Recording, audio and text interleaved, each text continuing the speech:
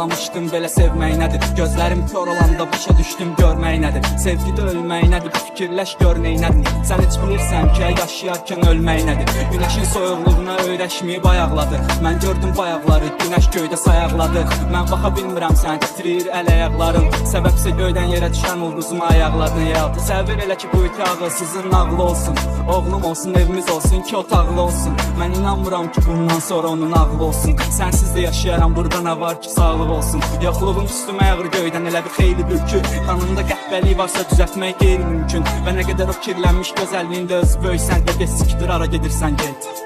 Gözümə görsənmi? Sabasındayım, gülüyorum yaşadıkça. Hayat bir maraton, sonuna kadar yoldayım. Büyüyorum her adımda. Bütün şeytanları kovdum ben, ama yanlış duygulara teslim oldum. Güne güne solmuşum, bu garip düzene dolmuşum.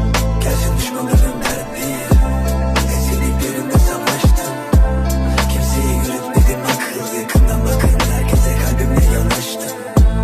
Görmedim hayatımda pembeyi, rengarenk dünya siyahlaştı. Bazı şeylerin izi kalır, alışamadım, çocukluğumla vedalaştım. Paranoyalarım dışında krizler, yarınlarım yalın, geçmişi izler. Kurtar beni Tanrım bu garip histen. Gülmek istiyorum herkes gibi içten. Bir yol bulamadım, hep başa döndüm. Güzel anılarımı kalbime gömdüm. Zaten kalmışım son 17'imde. Hayatım melankoli, hevesim yok elimde. Düşmanların arası bir ölümsüz havasındayım. Gülüyorum yaşadıkça. Hayat bir maraton, sonuna kadar yoldayım. Büyüyorum her adımda. Bütün şeytanları kovdum ben, ama yanlış duygulara teslim oldum. Güne güne solmuşum, bu garip düzene dolmuşum. Düşmanların arası bir ölümsüz havasındayım. Gülüyorum yaşadıkça. Hayat bir maraton, sonuna kadar yoldayım. Büyüyorum her adımda. Bütün şeytanları kovdum ben, ama yanlış duygulara teslim oldum. Güne güne solmuşum, bu garip düzene dolmuşum. Yazdığım hər misrada sənə məxsus sətrim var.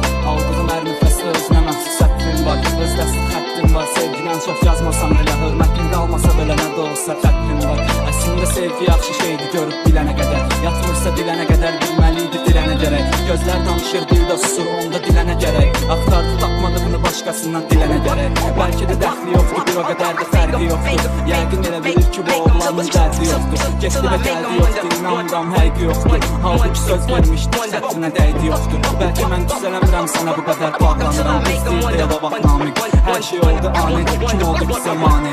Bu adı yaddan çıxartma, vefat deyil, deyil, maşını ya da ki, nadik ya.